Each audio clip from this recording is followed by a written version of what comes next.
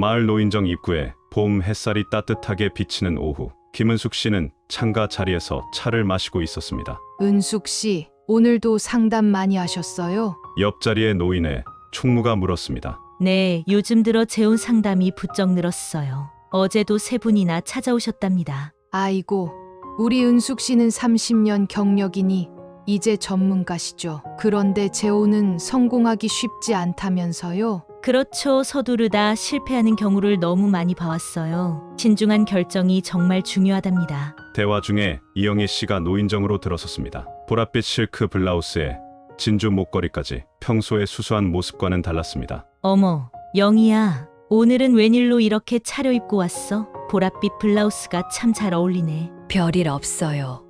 그저 기분 전환 삼아 입어봤어요. 영희 씨, 오늘 정말 아름다우십니다. 박 회장님이 바둑알을 놓다 말고 이영희 씨를 향해 미소 지었습니다. 감사합니다.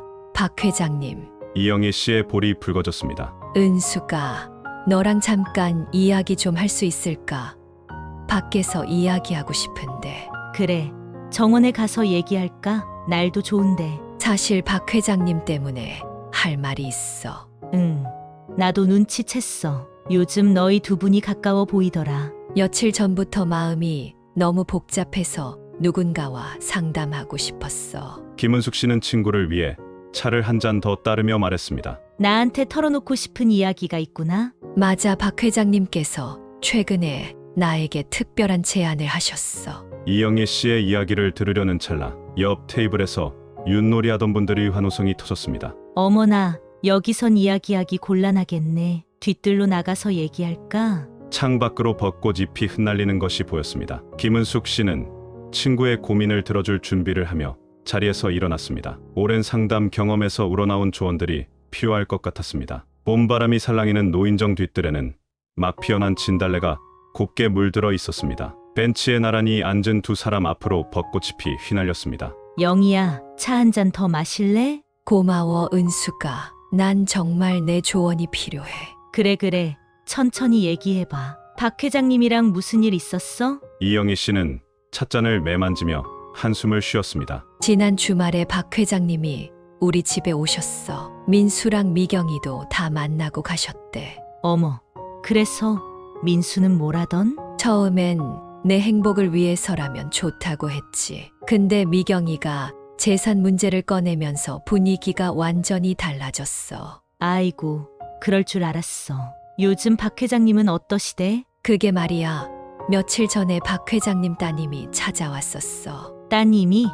무슨 일로? 아버님이 요즘 자주 어지럽다고 하시는데 혹시 재혼하면 간병은 누가 할 거냐고 물어보더라고. 아이고, 벌써부터 그런 얘기를 꺼내시니 속내가 있어 보이는데. 맞아, 돌아가시기 전에 재산 정리를 하고 싶어 하시는 것 같았어. 그때 노인정 쪽에서 발걸음 소리가 들렸습니다. 민수가 급하게 걸어오고 있었습니다. 어머니, 여기 계셨군요. 어머니랑 이야기 좀 나누고 싶은데 시간 괜찮으세요? 민수야, 무슨 일이니? 어머니, 박 회장님 댁 자녀분들과 이야기를 나눴어요. 재혼하시기 전에 꼭 알아두셔야 할 것들이 있습니다. 김은숙 씨는 민수의 굳은 표정을 보며 말했습니다. 민수야, 잠깐만. 이모가 먼저 내 어머니랑 할 이야기가 있어. 내가 상담하면서 봐온 경험들을 어머니한테 들려주고 싶어서 그러는데 저녁에 다시 오면 어떨까? 은숙 이모, 어머니가 늘 이모 말씀을 중요하게 생각하셨잖아요. 저도 이모 생각이 궁금했어요. 민수야, 이모가 내 어머니랑 먼저 이야기 좀 나누고 나서 만나자꾸나. 재혼은 너희 가족 모두한테 중요한 일이니까 천천히 생각해보는 게 좋을 것 같아.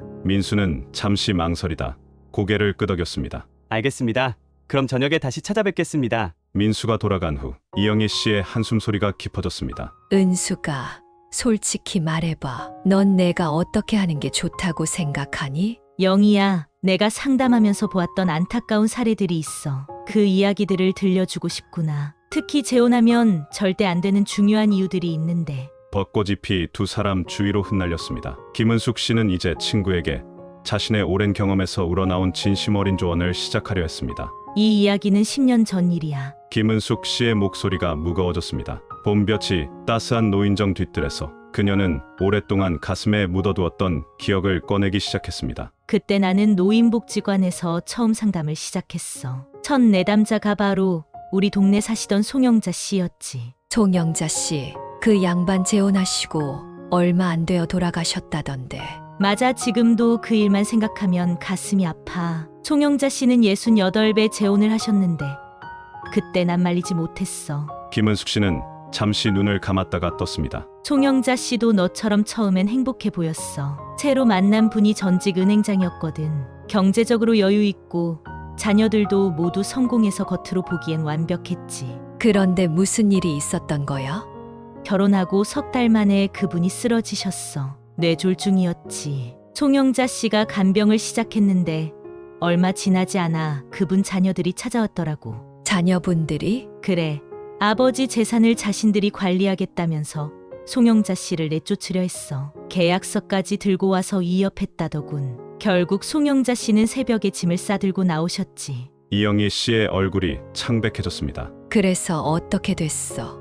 송영자 씨는 결혼 전에 살던 집도 처분한 뒤였어. 자식들 체면 생각해서 말도 못하고 고시원을 전전하다가 결국 병원에 입원하셨지. 스트레스로 심장이 많이 약해지셨더라고. 김은숙 씨는 주머니에서 손수건을 꺼내 눈가를 닦았습니다. 내가 병원에 찾아갔을 때 하신 말씀이 아직도 잊히지 않아. 은수가, 나는 단지 저녁에 밥 먹을 때 마주 앉을 사람이 그리워서 재혼했을 뿐인데 이제는 자식들 얼굴도 못 보는 신세가 됐다.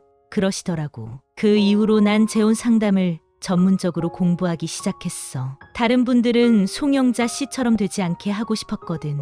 봄바람이 불어오자 이영희 씨가 어깨를 움츠렸습니다. 은수가. 그런데 박 회장님은 달라 보여. 성격도 좋으시고. 영희야, 송영자 씨의 남편도 처음엔 굉장히 좋은 분이었어. 하지만 사람은 아플 때 달라져. 게다가 자식들은 더 예측하기 어려워. 그럼 난 어떻게 하는 게 좋을까? 내가 지금부터 들려줄 이야기들을 잘 들어봐. 이건 단순히 송영자 씨의 이야기가 아니라 내가 30년 동안 보아온 수많은 어르신들의 눈물과 한숨이 담긴 이야기야. 멀리서 민수의 차가 떠나는 소리가 들렸습니다. 김은숙 씨는 이제 본격적으로 재혼에 대한 7가지 경고를 시작하려 했습니다. 첫 번째로 들려줄 이야기는 경제적 문제야. 김은숙 씨는 찻잔을 다시 채우며 말을 이었습니다. 작년에 있었던 일이야. 평생 공무원으로 살다 은퇴하신 정미순 씨. 기억나니? 그분이 재혼하신 후 겪은 일을 얘기해 줄게. 아, 미순 언니. 요즘은 얼굴도 못 봤어. 그분이 재혼하시고 2달 만에 찾아오셨어. 얼굴이 헬쑥해지고 완전히 달라져 있더라고. 알고 보니 새 배우자의 빚이 무려 3억이었대. 이영애 씨가 놀라서 입을 가렸습니다. 남편분이 사업 실패로 생긴 빚을 숨기고 있었던 거야. 결혼하고 나서야 채권자들이 찾아오기 시작했대. 심지어 정미순 씨의 연금 통장까지 요구했다더라. 그런 일이 있었다니. 그것만이 아니야. 결혼 전에는 자신의 재산을 자녀들에게 나눠주고 연금으로 둘이 살면 된다고 생각하셨대. 하지만 새 배우자의 빚 때문에 자녀들에게 다시 돈을 빌리게 됐고 그러다 보니 가족 관계가 완전히 깨져버렸지. 김은숙 씨는 잠시 숨을 고르고 계속했습니다. 또 한 분 기억나? 전에 우리 복지관에 자주 오셨던 박수영 씨. 그분은 새 배우자 자녀들의 학자금 대출 보증을 섰다가 큰 낭패를 보셨어. 자녀들이 돈을 갚지 않아서 결국 본인 집까지 날리고 지금은 월세 살고 계시지. 은수가. 그런데 박 회장님은 은행장 출신이시잖아. 그런 걱정은 없지 않을까? 그게 더 위험할 수 있어. 재산이 많은 분일수록 자녀들의 상속 문제가 복잡하거든. 얼마 전 서울에서 있었던 사건 들어봤어. 재혼한 어르신이 돌아가시고 나서 전 배우자 자녀들과 현 배우자 몇 년째 소송 중이래. 두 사람 사이로 긴 침묵이 흘렀습니다. 영희야, 박 회장님이 진심으로 너를 생각해서 그러시는 건 알아. 하지만 결혼은 개인과 개인의 결합이 아니야. 두 가족의 결합이지. 특히 우리 나이에는 경제적인 문제가 더 복잡해. 그럼 난 어떻게 해야 할까? 결혼을 결심하기 전에 서로의 재산 상황을 완벽하게 파악해야 해. 숨겨진 빚은 없는지, 자녀들의 경제적 문제는 없는지, 그리고 가장 중요한 건 이런 것들을 물어보는 것 자체가 신뢰가 되지 않을 만큼 서로 신뢰가 쌓여 있어야 한다는 거야. 노인정에서 윷놀이 소리가 들려왔습니다. 김은숙 씨는 한숨을 쉬며 말을 이었습니다. 정미순 씨는 결혼하기 전에 이런 말씀을 하셨어. 나이 들어 혼자 사는 게 무서워서 서두른 게 실수였다고. 영희야, 불안한 마음에 서두르다가 더 큰 불행을 자초하지 않았으면 좋겠어. 이영희 씨의 얼굴에 깊은 고민의 그림자가 드리워졌습니다. 두 번째로 들려줄 이야기는 더욱 현실적인 문제야. 김은숙 씨는 벤치에서 자세를 고쳐 앉으며 말을 이어갔습니다. 지난해 우리 복지관에서 만난 최옥순 씨 기억나? 재혼하시고 6개월 만에 남편분이 뇌경색으로 쓰러지셨어. 그때부터 시작된 고통을 들려줄게. 아, 맞아. 그분 요즘 뵙질 못했네. 최옥순 씨는 결혼 전에 건강검진 결과도 확인하고 서로의 지병에 대해서도 솔직하게 얘기를 나눴대. 하지만 갑자기 찾아온 병은 아무도 예측하지 못했지. 김은숙 씨는 잠시 눈을 감았다가 떴습니다. 남편분이 쓰러지고 나서 최옥순 씨는 하루아침에 간병인이 됐어. 처음엔 사랑하는 사람이니까 힘들어도 견딜 수 있다고 생각했대. 하지만 현실은 달랐지. 어떤 일이 있었던 거야? 밤낮으로 이어지는 간병에 최옥순 씨의 건강도 급격히 나빠졌어. 당뇨가 있었는데 제대로 관리를 못하니까 합병증이 왔지. 게다가 남편의 자녀들은 간병을 전적으로 새어머니 책임이라고 생각했대. 이영희 씨의 표정이 어두워졌습니다. 한 번은 최옥순 씨가 허리가 아파서 하루만 쉬겠다고 했더니 며느리가 찾아와서 아버님 재산 반은 어머님 것이 될 텐데 이런 것도 못하시냐고 했다더라. 그 말에 최옥순 씨가 얼마나 상처를 받았는지 몰라. 그럼 지금은 어떻게 지내시나? 결국 요양병원으로 모시게 됐어. 그런데 병원비가 만만치 않잖아. 자녀들은 새어머니가 있으니 자기들이 낼 필요 없다고 하고 최옥순 씨는 자기 노후 자금을 다 써가면서 감당하고 있지. 김은숙 씨는 이영희 씨의 손을 잡았습니다. 영희야, 박 회장님이 최근에 어지럽다고 하셨다며? 이런 건강 문제는 나이가 들수록 더 중요해져.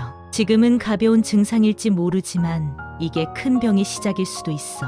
맞아, 박 회장님 따님이 그 얘기를 꺼냈을 때 마음이 무거워졌어. 자녀분들이 벌써부터 간병 문제를 거론하는 건 앞으로 일어날 수 있는 상황에 대해 이미 걱정하고 계신 거야. 결혼하고 나서 이런 일이 생기면 모든 책임이 배우자에게 돌아가게 될 거야. 봄바람이 불어오자 두 사람은 저절로 어깨를 맞댔습니다. 우리가 젊었을 때는 몰랐지. 나이 들어 누군가를 간병한다는 게 얼마나 힘든 일인지. 육체적인 고통도 문제지만 정신적인 스트레스는 더 견디기 어려워. 특히 재혼 가정에서는 그 부담이 몇 배가 된다고 봐야 해. 노인정에서 누군가 부르는 소리가 들렸지만 두 사람은 쉽게 자리에서 일어날 수 없었습니다. 은수가, 그런데 이런 생각해보면 평생 혼자 사는 것도 무서워. 그 마음 이해하지만 두려운 마음에 서두르다가 더 큰 고통을 겪을 수 있어. 재혼을 결심하기 전에 최악의 상황까지 생각하고 준비해야 한다는 거야. 세 번째 이야기는 가장 가슴 아픈 거야. 김은숙 씨는 잠시 하늘을 보며 말을 이었습니다. 3년 전 우리 복지관에서 만난 이연숙 씨 기억나? 평생을 교직에 몸담으셨던 분.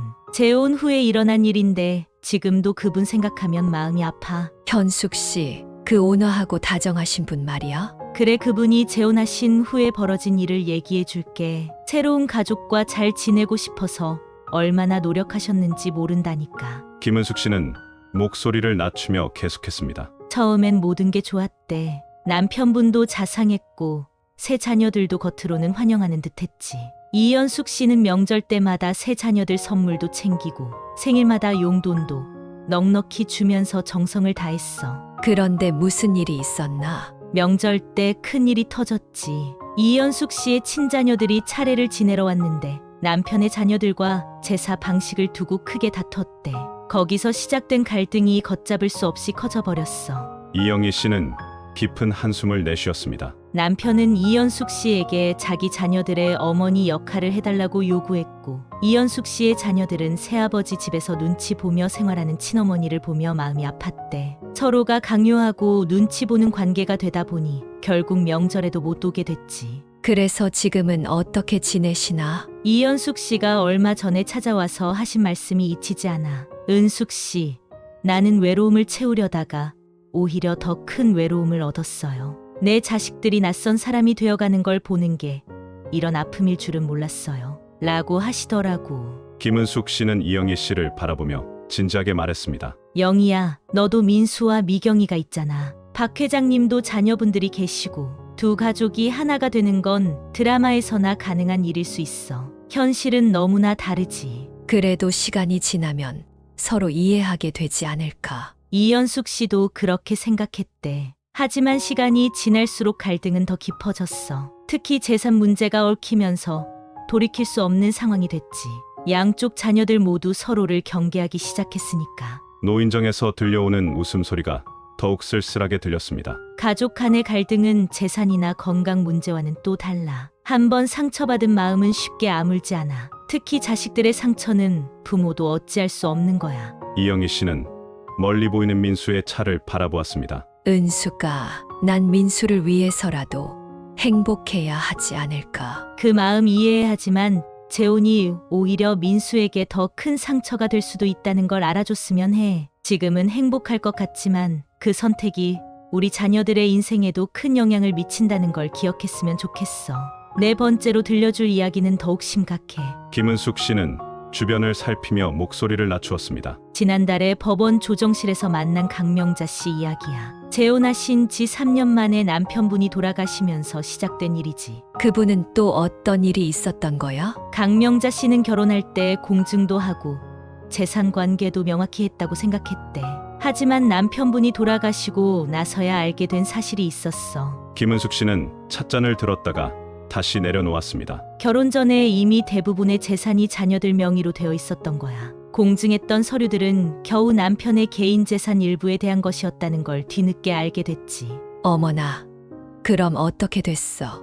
강명자 씨는 3년 동안 남편 병간호를 하면서 자신의 재산까지 다 써버렸는데 정작 남은 재산은 거의 없더래. 심지어 살고 있는 집도 이미 자녀들 명의였다는 거야. 이영희 씨의 얼굴이 하얗게 변했습니다. 더 안타까운 건 병간호하면서 들어간 비용도 전혀 인정받지 못했다는 거야. 자녀들은 그건 배우자로서 당연한 의무라고만 하더래. 그런 법이 어디 있어? 법적인 문제는 한번 꼬이기 시작하면 풀기가 너무 어려워. 특히 재혼한 노인들의 재산 문제는 더 복잡하대. 서로의 입장 차이도 크고 자녀들과의 관계도 얽히게 되니까. 은수가 박 회장님은 법적인 거 잘 아실 것 같은데. 그게 더 걱정이야. 법을 잘 아는 분일수록 재산 보호에 더 신경 쓰실 거야. 너는 그분의 진짜 재산이 얼마인지, 어떻게 관리되고 있는지 알고 있니? 이영희 씨는 말문이 막힌 듯 잠시 침묵했습니다. 법적인 문제는 한번 잘못되면 돌이킬 수 없어. 강명자 씨는 지금 우울증 약을 먹으면서 소송을 진행하고 있대. 자식들 얼굴도 못 보고 친구들도 만나기 힘들어졌다더라. 봄바람이 차가워진 것처럼 느껴졌습니다. 영희야, 결혼은 사랑으로 시작하지만 법적 계약이기도 해. 특히 우리 나이에는 더더욱 그래. 모든 게 완벽해 보여도 예상치 못한 법적 문제가 언제든 생길 수 있다는 걸 알아야 해. 이영희 씨는 자신도 모르게 어깨를 움츠렸습니다. 노인정에서 들려오는 웃음소리가 마치 다른 세상의 이야기처럼 멀게 느껴졌습니다. 다섯 번째 이야기는 우리가 쉽게 간과하는 문제야. 김은숙 씨는 벤치에서 자세를 고쳐 앉으며 이야기를 시작했습니다. 작년 여름에 만난 오경희 씨 기억나? 평생 국어 선생님으로 지내신 분. 그분이 겪은 일이 참 안타까웠어. 그 단아하고 지적이신 분. 맞아, 오경희 씨는 재혼 전에 남편 될 분과 1년 넘게 만나면서 대화도 많이 나누고 서로를 충분히 이해했다고 생각했대. 두 분 다 교육자 출신이라 더 잘 맞을 거라 믿었지. 그런데 같이 살기 시작하면서 문제가 하나둘 드러나기 시작했어. 남편분은 매사에 지시하듯 말씀하시고 자기 방식만 고집하셨대. 40년 넘게 혼자 살면서 굳어진 습관이었던 거지. 그래도 서로 양보하면서 맞춰가면 되지 않을까. 그게 말처럼 쉽지 않았나 봐. 예를 들어 반찬 하나를 놓더라도 방향이며 간이며 전부 지적하셨대. 오경희 씨는 처음엔 맞추려 노력했지만 점점 자존심이 상하기 시작했어. 이영희 씨는 고개를 끄덕이며 듣고 있었습니다. 식사 시간도 문제였대. 오경희 씨는 평생 아침 일찍 일어나 든든히 챙겨 먹는 습관이 있었는데 남편분은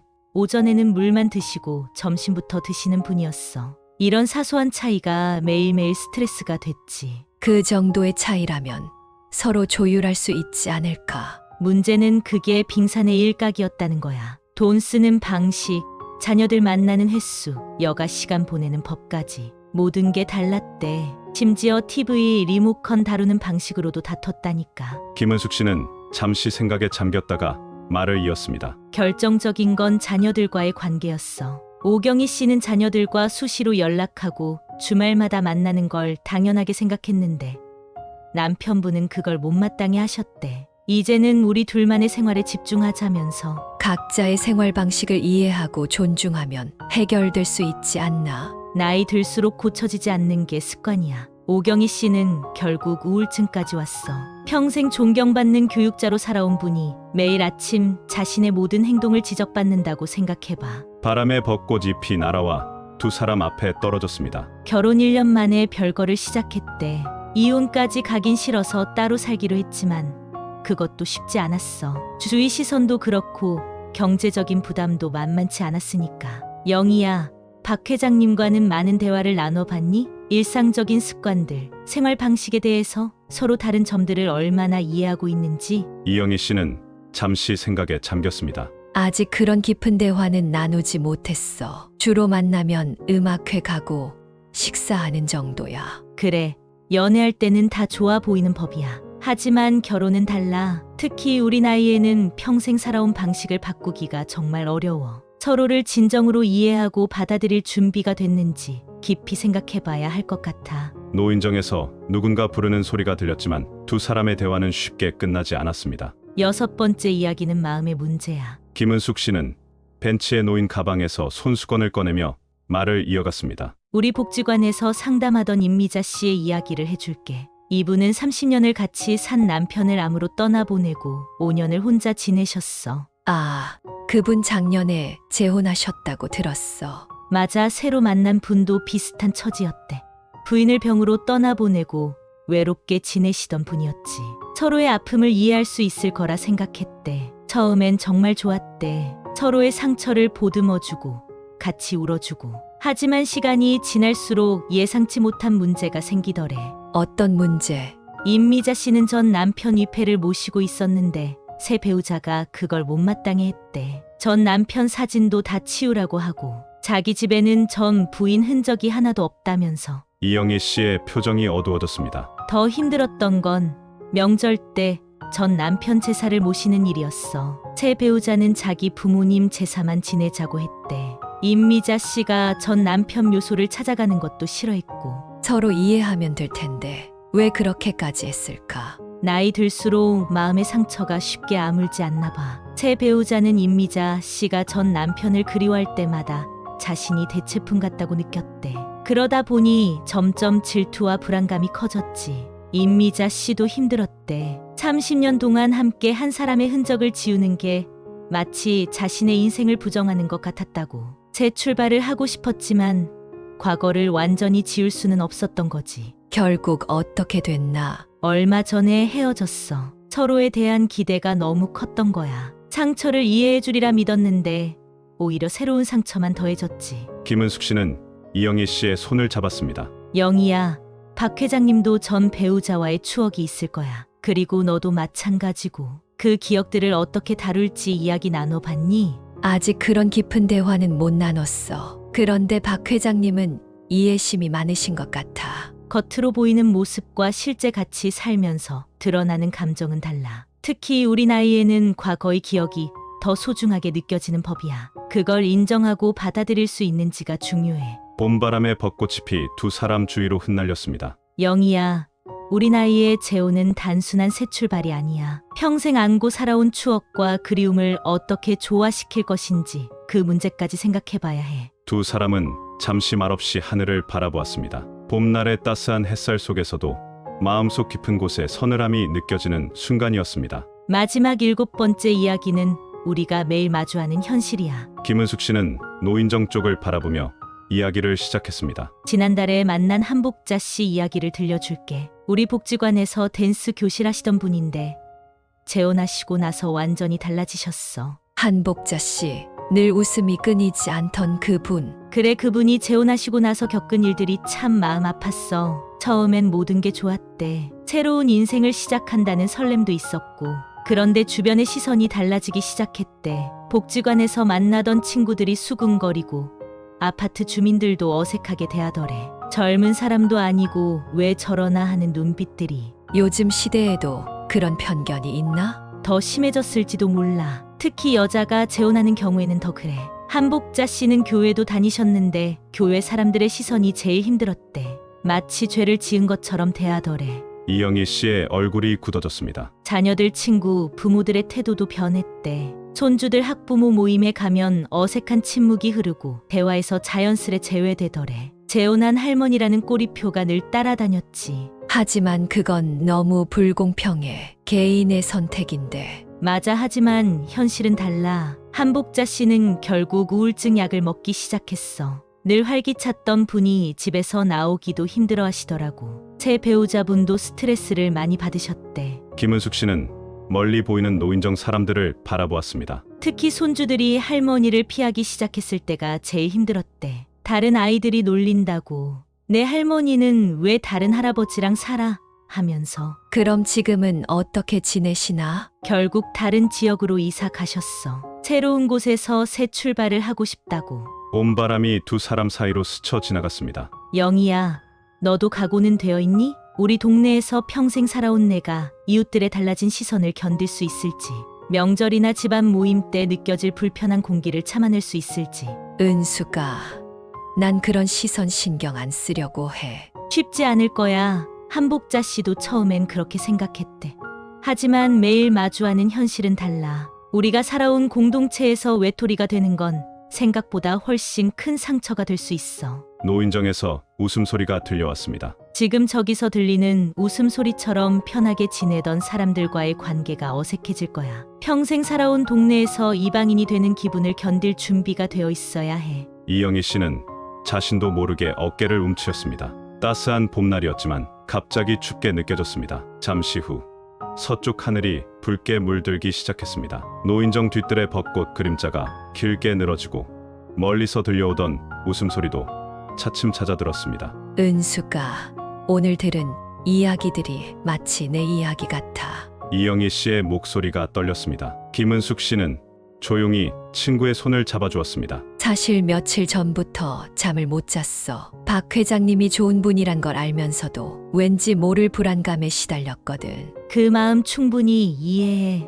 아까 민수가 왔다 갔잖아. 어제는 미경이가 찾아왔었어. 처음으로 조심스럽게 자기 생각을 말하더라고. 엄마, 제발 깊이 생각해 주세요 하면서. 김은숙 씨는 고개를 끄덕이며 들었습니다. 뒤뜰 너머로 해가 저물어가고 있었고 노을빛이 두 사람의 얼굴을 붉게 물들였습니다. 지난밤에는 돌아가신 당신 꿈을 꿨어. 꿈에서 당신이 우리 부부의 옛날 사진을 보고 계시더라고. 그러다 문득 깨어나니 가슴이 너무 아팠어. 이영희 씨의 눈가에 눈물이 맺혔습니다. 박 회장님은 정말 좋은 분이야. 하지만 오늘 은숙이가 해준 이야기들을 들으니 내가 너무 단순하게 생각했던 것 같아. 재혼이 새로운 시작이 아니라 또 다른 인생의 큰 시험일 수도 있겠다는 생각이 드네. 영희야, 넌 현명한 사람이야. 내가 이렇게 깊이 생각하고 있다는 게 참 다행이야. 은수가, 솔직히 말해서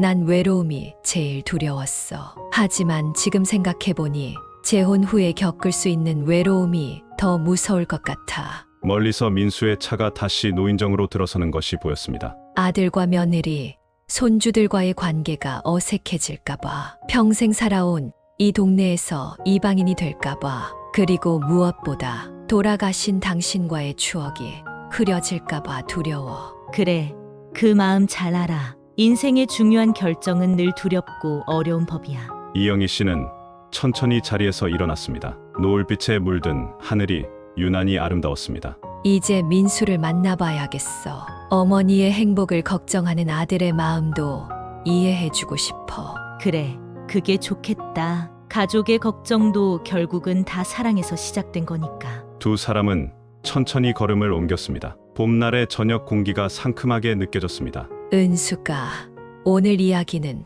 평생 잊지 못할 것 같아. 나한테 참 좋은 친구가 있어서 다행이야.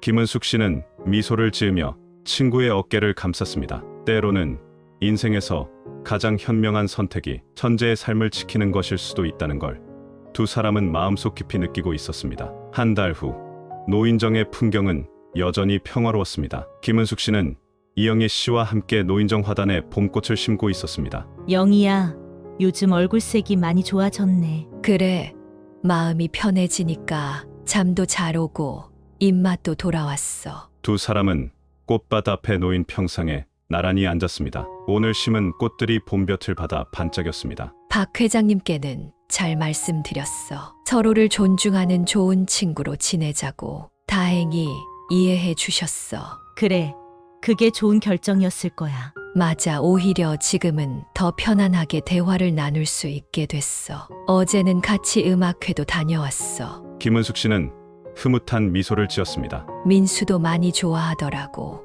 요즘은 주말마다 손주들 데리고 와서 같이 시간을 보내. 미경이도 전보다 더 자주 들르고. 그럼 박 회장님과는 어떻게 지내시는데? 이제는 서로 부담 없는 친구가 됐어. 가끔 노인정에서 바둑도 두고 같이 산책도 하고. 그게 더 자연스럽더라고. 멀리서 아이들의 웃음소리가 들렸습니다. 민수의 아이들이 노인정으로 뛰어오고 있었습니다. 할머니, 오늘은 무슨 간식 만들어요?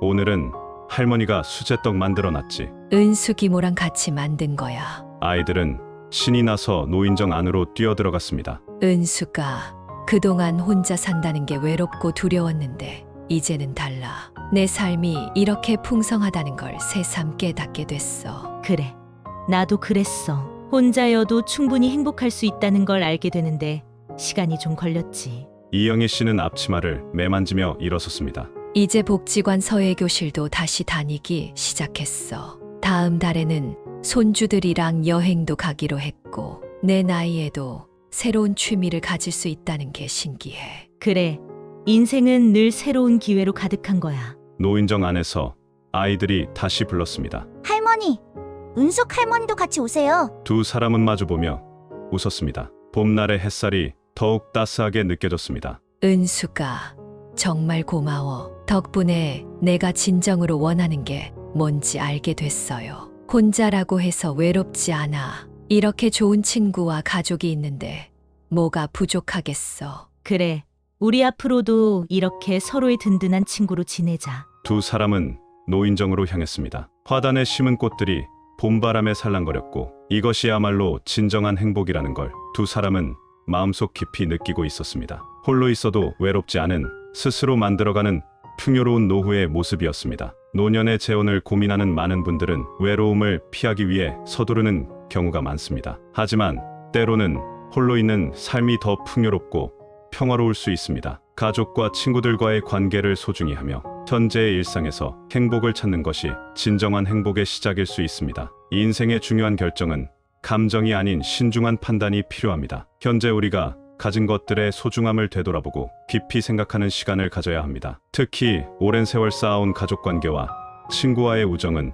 무엇과도 바꿀 수 없는 소중한 가치입니다. 나이가 들었다고 해서 새로운 행복을 찾을 수 없는 것은 아닙니다. 오히려 홀로서기를 통해 더 주체적이고 당당한 삶을 살 수 있습니다. 자신의 삶을 스스로 이끌어가며 찾는 행복이야말로 가장 견고하고 아름다운 것임을 기억해야 합니다. 우리의 삶에서 진정으로 소중한 것이 무엇인지, 그리고 현재 우리가 가진 행복의 가치가 얼마나 큰지를 돌아보게 합니다. 때로는 새로운 도전보다 현재의 평화로운 일상을 지키는 것이 더 큰 행복을 가져다 줄 수 있습니다. 노년의 삶은 결코 외롭고 쓸쓸한 것이 아닙니다. 가족과 친구들과 함께하는 일상의 작은 기쁨들, 스스로 만들어가는 취미생활, 그리고 무엇보다 자신의 삶에 대한 당당한 자부심이야말로 진정한 행복의 열쇠가 될 것입니다. 여러분의 건강하고 행복한 노후를 응원하는 마음으로 다음에도 좋은 내용으로 찾아뵙겠습니다. 오늘 말씀드린 내용이 도움이 되셨다면 구독과 좋아요, 그리고 알림 설정을 부탁드립니다. 주변에 이런 고민하시는 분이 계시다면 영상을 함께 공유해 주세요.